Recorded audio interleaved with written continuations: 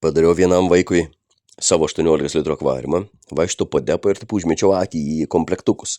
Vat akvelio 13 litrų, 19, pigesnių nežiūrėjau. Akveliais yra normali kokybė ir viskas ten su jais yra gerai. Tai juose yra siurbliukas, bet nėra nei lempas, nei šildytuvo nereikia bute gyvenant iš visą krevetėm, jeigu negyvenat prie plus 15, o lemputė kainuoja 11 eurų. Šimsetas dar geriau. Šimsetus, jeigu nusipirkti ar 30 ar didesnius, komplektas išeina geriau pirkti negu atskirai medžiagom. Nu ir galvoju, visai galėčiau padaryti, kam nors akvariumo žmonės taip vargsa su akvariumo startu, o aš viską turiu, viską žinau.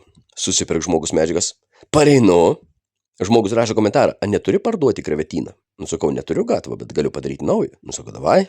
Reikalas paprastas, kadangi aš turiu seną vandens, turiu augalų, turiu visko. Medžiagą supirko, aš paėmiau, surinkau, padariau, porą dienų su mano vandeniu. Akvariumas pabėgo, susisiurbė bakterijas, jūs nusileidot vandenį, įsidėjot į mašiną, prasivedėt, prisipylėt vandens ir galit leisti krovetės ir žuvis, viskas. Akvariumas bus veikiantis.